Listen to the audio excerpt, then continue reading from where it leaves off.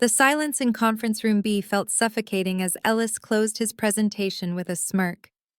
My team sat frozen, 12 faces shifting through disbelief, confusion, and then devastation. "Let me make sure I understand," I said, keeping my voice unnaturally steady. "My team delivered 300% above target this quarter. We completely reinvented the distribution system. We saved the company millions, and our reward is doubled workload with zero additional compensation." Ellis adjusted his Italian tie, his wedding ring catching the fluorescent light. "That's correct, Breyer. Consider it a compliment. Your team clearly has capacity we haven't been taking advantage of." FA, our data expert, who'd missed her sister's wedding just to complete our biggest project, raised her hand like we were in school. "I'm already working 60-hour weeks. How exactly am I supposed to double that?" "Time management," Ellis replied without even glancing at her. "Maybe fewer coffee breaks." Weston, who hadn't taken a vacation in 3 years, pressed his palms flat on the table. "This doesn't make sense. Standard protocol is bonuses for exceeding targets. We didn't just exceed them, we transformed the entire division's approach." Ellis sighed as if explaining basic concepts to children. "Consider it a necessary adjustment for division harmony. Your performance has caused tensions with other teams." "Tensions?" Liv, our newest member, looked lost. "You're making others look bad," Ellis said bluntly. "Division harmony matters more than standout performance." The decision was final. I watched my people collapse in front of me. Knox, who'd worked straight through his father's funeral week, and Daphne, who'd delayed her surgery just to finish her project. All 12 faces carried the same crushing truth. Excellence was being punished. While they looked shattered, something hardened inside me, a strange, icy clarity I'd never felt before. "Everyone on my team," I said as I stood. "My office. Now." Ellis lifted an eyebrow. "We're not done here, Breyer. We absolutely are." I gathered my things without haste. "You've made your stance unmistakably clear, and now I need to speak with my team." They followed me like mourners in a procession, shoulders sagging, eyes down. Once all of them squeezed into my small office, I closed the blinds and locked the door. "Is this where you give us the perseverance pep talk?" Ash asked, voice empty. "Because I don't think I have anything left." "No," I said, leaning on my desk. "This is where I tell you something that doesn't go beyond this room." 12 exhausted pairs of eyes fixed on me. 3 months ago, when we first began dramatically outperforming targets, I got a private message from someone I'd never met. Tegan Frost, the semi-retired board chair. The room stirred.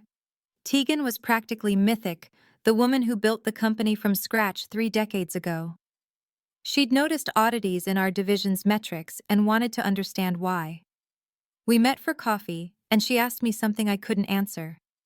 Why does every high-performing team eventually get dismantled or crippled in this company? Before I go on with the twist that followed, thank you for listening, and if you're enjoying this corporate revenge saga, hit the like button and subscribe for more stories like this. Your comments help me know what to create next. Now, back to what unfolded in my office that day. My name is Breyer Hawthorne, and until that moment, I had been the consummate company loyalist. For 8 years, I'd climbed from entry-level analyst to team lead through sheer determination and strategy. I never engaged in office politics. I just delivered results and built the most effective team our division had ever seen. "So we designed a test," I continued, watching their expressions change from despair to curiosity. "We were lab rats?" Remy, our operations expert, asked, sitting up straighter. "Strategic players," I corrected. Tegan believed that somewhere in middle management, innovation was being deliberately suffocated, excellence punished. But she needed proof. "So, our incredible quarter was an experiment?" Cora asked, her voice tight. "No, your brilliant work was real, But we documented leadership's reaction. Would they encourage excellence or crush it? Today, we got our answer. I unlocked my bottom drawer and pulled out a folder I'd received that morning. This isn't a pep talk, it's an exit strategy. You're quitting? Finn's voice shook. I'm evolving, I said, and I'm inviting all of you to evolve with me. The folder held not severance papers or transfers, but something far bolder. A fully funded spin-off venture backed by Tegan herself, offering roles for my entire team at 40% more than we earn now. She was creating a specialized subsidiary to build what this company keeps suffocating. She wanted proven innovators who thrive under stress. The mood shifted from defeat to cautious hope. What stops the same thing from happening there? Asked Sage, our risk assessor. Ownership structure. We'd each have equity, and the operating agreement includes explicit protections against punishing high performance. Vale, silent until now, looked doubtful.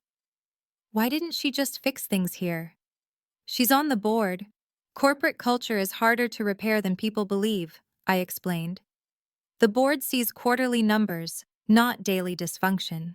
Tegan realized it would be faster to extract the talent and rebuild than to salvage what's broken. This is a lot, Liv said, massaging her temples. I know this isn't a choice to take lightly. Take the weekend, read the proposal, ask whatever questions you have, but whatever you choose, keep this confidential until we proceed. As they filed out, shocked but thoughtful, Weston lingered. You knew this was coming, he said quietly. That's why you've been so calm lately. I smiled. I had suspected, but I needed to see how far they would push, and if they had rewarded us instead, we would have stayed and built something extraordinary here. I shrugged. Ellis made the choice for us. The weekend blurred by in a storm of messages and private conversations, and by Monday morning, 9 of my 12 team members confirmed they were coming with me. The other 3 couldn't risk the shift. Family responsibilities, mortgages, health insurance concerns, so I respected their decisions and promised to help them transition to teams where they might face less hostility. Then I submitted 9 resignation letters at once. Ellis reacted immediately, calling an emergency meeting within the hour. Whatever they've offered, I'll match it, he said, his usually controlled expression flushed. Name your price. I studied him. It's not about the money. It's about recognizing excellence instead of punishing it. This is about the workload adjustment. That was just a motivational tactic, he insisted. Of course, bonuses would have come eventually. Eventually, I echoed. And that's the issue. When he learned where we were going, anger replaced desperation.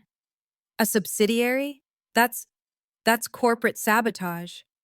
Actually, I replied calmly, it's the natural outcome of treating top performers like inconveniences instead of assets. He leaned in, voice dropping into a threat. The board will never approve this subsidiary. I'll make sure of it. That was when I smiled, an honest smile that made him lean back. They already have, unanimously. Watching a division boost performance by 300% only to be punished struck a nerve. His face drained. Yesterday's meeting was confidential. Not from board members, I said. Tegan attended virtually. She heard your entire punishment speech. Ellis gripped the table, knuckles white. You recorded that meeting? That's against policy. No recording. Tegan was already there, observing quietly like she has for months, watching how you handle top talent. The truth hit him. Every dismissive comment, every moment he stole credit, every instance of stifling innovation, witnessed by the company's founder. This is a misunderstanding, he stammered. I was applying strategies from the executive leadership program. Which program encourages punishing excellence? I asked sincerely. His eyes darted around, searching for allies and finding none. 2 weeks' notice is standard. I expect all of you to transition your projects properly. Remy cleared his throat. Our contracts only require 1 week for voluntary resignations. We'll be thorough, but we're not staying 2 weeks. Ellis stood abruptly, I'll be speaking with legal. Don't expect this transition to be smooth. After he stormed out, the 9 of us exchanged looks, the weight of what we'd done settling over us. There was no going back. What now? Daphne asked, her voice trembling. Now we brace for turbulence, I said. Ellis won't let this go. I wasn't wrong. The next 7 days were increasingly hostile. Access vanished. Files disappeared. Security escorted us to and from the restroom as though we might steal office supplies. On the final day, Ellis summoned me alone. You think you've won? He asked, leaning back. Tegan is 73 with health issues. When she steps away, who do you think the board will believe about her little experiment? I tilted my head. Is that a threat, Ellis? A reality check. You've always been too idealistic. That's why you'll never move past team leader. You don't understand the real game. I understand perfectly, I replied. I'm simply refusing to play a broken one. He smiled thinly. Good luck. The business world runs on relationships, not performance metrics. And I know every executive in this industry. His words settled heavily, not because I believed him, but because I recognized the danger. Ellis wouldn't stop at pushing us out. He would try to sabotage us. As I packed my office, Weston appeared in the doorway. Everything okay? You look pale. Ellis made it clear there will be consequences beyond today. Weston lowered his voice. He's been calling clients, suggesting we were pushed out for performance issues. My hand froze midair, heading to a framed photo. How do you know? Jasper in client relations had texted me. Ellis had him pull our entire client list that morning. This changed everything. We weren't just leaving with skills and experience. We needed those client relationships for the new venture to succeed. Team meeting at Parlor Cafe in 30 minutes. I decided everyone needed to hear this. The cafe across from our office became our first war room. 9 anxious faces crowded around. Tables hastily pushed together. We'd always known Ellis would retaliate. I started without preamble. Now we know how. He's poisoning the well with clients. Can he do that? Liv asked. Legally, it's risky, Knox replied. He'd worked in legal before joining our team. Subtle, he added. Raised eyebrows, pointed questions about why we all left abruptly. So, what do we do? Fee asked. We need those client relationships. I'd been asking myself the same since talking with Weston. Our original plan had been a clean break. Finish our notice professionally, spend 2 weeks setting up the new venture, then approach clients. Now, we had to accelerate everything. We adapt, I said. Finally. Ellis believes business runs on relationships, not performance. Let's prove him half right. What does that mean? Ash asked, puzzled. It means we call every client tonight, not to poach, which would breach contracts, but to say goodbye, thank them for the partnership, and wish them well. And when they ask why we're leaving, Cora pressed.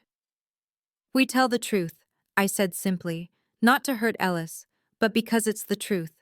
We delivered record results, and were told excellence isn't valued. We found a place where it is. That's risky, Sage said, ever cautious. Less risky than letting Ellis control the story, I countered. We know these clients. They value results. They've seen what we've delivered. Silence hung until Daphne squared her shoulders. I'm in. My clients trust me. They should hear this from me first. One by one, the others nodded. We divided the client list and scattered to make personal calls from coffee shops, park benches, and car seats across the city. I took the 3 largest accounts, including Meridia Systems. Their director, Adira, answered on the second ring. Briar, everything okay? You never call after hours. I inhaled deeply. I'm calling with personal news. Today was my last day at the company. Silence. What happened? You were just promoted last year. I stuck to facts without embellishment. When I finished, Adira was quiet so long I thought we'd lost the connection. That explains the odd call from Ellis this afternoon, she finally said. He mentioned team restructuring for optimal client service.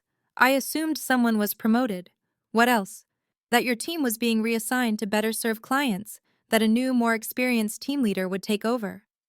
Adira paused. He strongly implied you couldn't handle high-value accounts. Despite expecting it, hearing it confirmed made my throat tighten. 8 years of exemplary service reduced to a lie. Where are you going next? She asked. I hesitated. I can't solicit business, but I can tell you I'm joining a new venture with most of my team. Interesting, she said. Very interesting. Ellis is coming by tomorrow to introduce my new team contact. Perhaps you and I should have breakfast before that meeting. By midnight, similar conversations had unfolded across the city. 7 clients requested meetings with us as friends before committing to new teams. It wasn't poaching if they sought us out. The next morning, heading to meet Adira, my phone rang from an unfamiliar number. Is this Briar Hawthorne? A crisp voice asked. Yes. Who's calling? Julian Mercer, Board of Directors. We need to meet immediately. My stomach dropped. May I ask what this is regarding? Ellis has filed a formal complaint accusing you and your team of client theft, corporate espionage, and violating non-compete agreements. These are serious allegations, Miss Hawthorne. They're also completely false, I said, fighting to keep my voice steady. That remains to be determined. The board is convening an emergency session at 11 a.m. Your presence is required. As I ended the call, a text from Tegan appeared. Don't panic. Remember the plan. But there was a problem. We didn't have a plan for this. The board meeting felt like walking into an ambush. 12 stern faces lined the massive table, Ellis seated at one end with a smug smirk. Julian Mercer, who had called me earlier, gestured to an empty chair at the opposite end. Miss Hawthorne, thank you for joining us on short notice. I nodded, keeping my expression neutral despite my racing heart. Of course. Scanning the room, I noticed Tegan was absent. My one ally, nowhere in sight. We've received disturbing allegations, Julian continued, sliding a folder across the table. Mr. Brooks claims you and your team have violated multiple clauses of your employment contracts. I opened the folder. Inside were printouts of call logs, meeting schedules, and client emails, all highlighted and annotated to cast the worst possible light. Ellis claims you orchestrated a mass client exodus. Julian explained that you used confidential information to solicit business for your new venture. I closed the folder carefully. That's categorically false. You deny contacting clients after hours yesterday? Ellis interjected. I don't deny calling clients to inform them of my departure. That's professional courtesy, not solicitation. And these breakfast meetings scheduled with 7 major clients? Ellis pushed a printed calendar across the table. Just coincidence? Those meetings were requested by the clients after learning of my departure. Ellis laughed.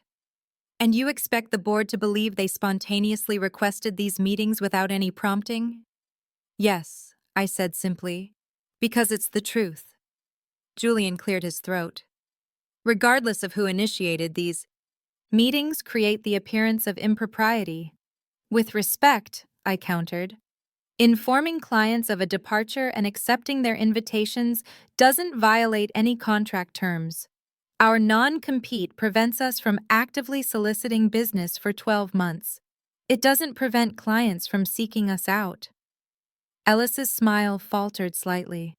She's twisting the language to justify theft of company resources. What resources have I stolen? I asked directly. Intellectual property, client relationships, team members? Ellis pressed. Client relationships don't belong to the company, I replied evenly. They're built on trust between people, and individuals aren't resources to be owned. A woman at the far end of the table, Nora, the finance director, leaned forward. Miss Hawthorne, while your point about relationship ownership has merit, the timing appears suspicious. 9 resignations submitted simultaneously, followed by immediate client outreach. I nodded, acknowledging her concern. I understand how it looks, but consider our perspective. After delivering unprecedented results, we were told our reward was punishment, doubled workloads with no compensation. When we resigned, Ellis began contacting clients, mischaracterizing our departures. We had no choice but to correct the record. So, you admit coordinating this response? Ellis pounced. I admit to leading my team through a difficult transition you made unnecessarily hostile. The boardroom door opened and Tegan Frost entered, leaning slightly on a cane. The energy shifted immediately. Sorry I'm late, she said, her voice stronger than her frail appearance suggested. Traffic was terrible. Julian stood. Miss Frost, we weren't expecting you. Evidently not, she replied dryly, taking a seat midway down the table. But when I heard about this emergency session regarding the team I've been personally monitoring, I thought my perspective might be relevant. Ellis's expression tightened. With all due respect, Tegan, you've been semi-retired for years. I've been semi-retired, not semi-conscious. I've been semi-retired, not semi-conscious, Tegan retorted, earning a few suppressed smiles from board members. And I've been watching this situation unfold for months. She turned to the board. What Ellis isn't telling you is that I personally recruited Breyer and her team for a special project after seeing how innovation was systematically suppressed in our core business. Ellis's face reddened. That's completely— Let me finish, Tegan cut him off sharply. The board approved the subsidiary 3 months ago. It's in the minutes you apparently didn't read before convening this inquisition. Several board members exchanged uneasy glances. The legal department cleared the transition plan, including the client communication protocol that Breyer followed precisely. I wasn't informed of any subsidiary, Ellis insisted. No, you weren't, Tegan agreed, because your management style was what we were testing. The room went silent as the implications sank in. Ellis had unknowingly been the subject of evaluation, not the evaluator. Julian shifted uncomfortably. This is unusual, Miss Frost. Innovation often is, she replied coolly. For a moment, I allowed myself to relax. Tegan had arrived like a deus ex machina to resolve the situation. But Ellis wasn't finished. He slid another document across the table.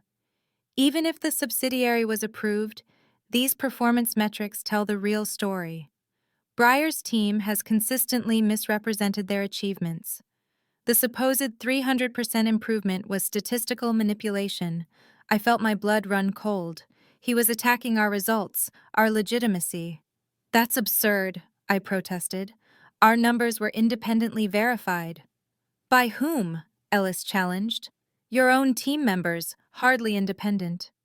I opened my mouth to argue, but Julian raised his hand. Let's examine the evidence. If there were misrepresentations, that would change matters significantly. Ellis smugly pushed forward spreadsheets and charts I'd never seen before, showing our projects underperforming, timelines missed, budgets exceeded. None of it matched reality, but it looked convincing. These are fabricated, I said, disbelief lacing my voice. They're from our central database, Ellis countered, entered by your team leads. That's when it clicked. The missing access permissions during our final week, the mysterious IT maintenance that locked us out of performance dashboards. Ellis hadn't just been delaying our transition, he'd been rewriting history. Tegan studied the documents with narrowed eyes. These don't match the reports I've seen.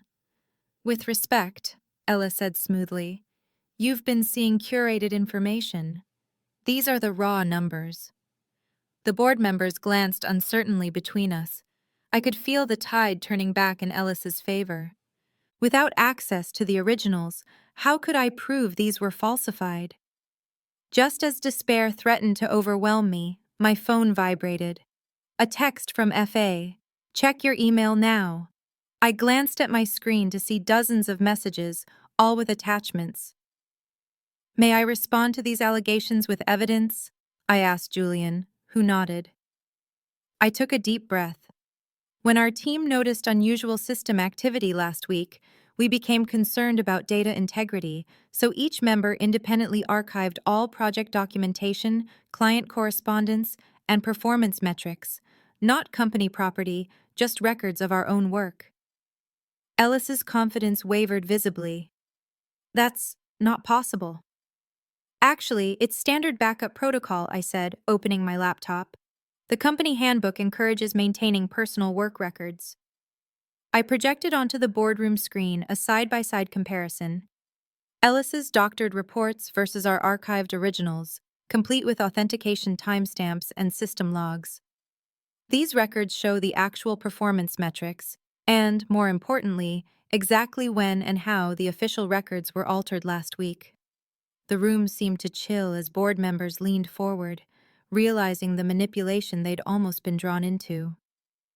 Julian turned to Ellis, voice dangerously quiet. You falsified company records to discredit a departing team. Ellis's composure cracked. They were leaving anyway, taking clients, destroying team cohesion because you punished them for excellence. Tegan interrupted. The very behavior we built this company to reward. It wasn't punishment, Ellis insisted desperately. It was strategic resource allocation, doubling workloads without compensation. Nora asked incredulously. Ellis scanned the table, finding no allies. You don't understand the pressures middle management faces, the conflicting demands, the impossible metrics. I think we understand perfectly now, Julian said coldly. This meeting is adjourned. Ellis, stay. Everyone else may leave. As I gathered my things, Tegan caught my eye and nodded slightly. Outside, my team waited anxiously. In the lobby, what happened? Knox asked immediately. I smiled, the tension of months finally releasing. Ellis just learned why you don't mess with data specialists. Did Faye's package help? Remy asked. Perfect timing, I confirmed. How did you know? Faye shrugged. Ellis was too smug yesterday. We figured he had something planned. Daphne checked her watch. I hate to break up this moment, but I have a client breakfast in 20 minutes. Technically not our clients anymore, Cora reminded me. Not yet, I agreed. But soon. Over the next 3 months, our new venture took shape in ways I could never have imagined. Freed from the constraints of Ellis's leadership, innovation thrived. Our first major project launched 6 weeks ahead of schedule. And those breakfast meetings, 7 became 12, then 20. Not because we poached clients, but because word spread about what we were building. 6 months later, I received an unexpected invitation to the annual Company Leadership Summit, not as a participant, but as a keynote speaker. The topic, Cultivating Excellence Without Fear. As I prepared my presentation, an email arrived from Julian Mercer. Thought you'd want to know, it began. After a comprehensive leadership review, several changes had been implemented. Ellis was no longer with the company. His position had been eliminated in the restructuring. Attached was the new organizational chart. The entire middle management layer had been reimagined. Teams were now structured around innovation hubs rather than hierarchical reporting lines. The email continued. The board has recognized the systematic issues you helped expose. We're implementing new incentive structures that reward exceeding targets rather than punishing standout performance. At our 1-year celebration, Tegan raised a glass to our team, now partners rather than subordinates. To recognizing the difference between being punished for excellence and being rewarded for it, Ash added. And to Breyer, who made one call that changed everything. I smiled, thinking of that first coffee with Tegan. Actually, she called me. I just answered. Sometimes that's all it takes, answering when opportunity calls, even if it means leaving behind everything you thought was secure, because excellence should never be punished. And sometimes the best revenge isn't destroying what's broken, but building something better. If you enjoyed this story of corporate revenge and justice, please hit that like button and subscribe for more tales of workplace triumph. Share your thoughts in the comments. Have you ever been punished for excellence? How did you respond? Your experiences might inspire the next story I tell. Until next time, remember, your worth isn't determined by those who can't recognize it,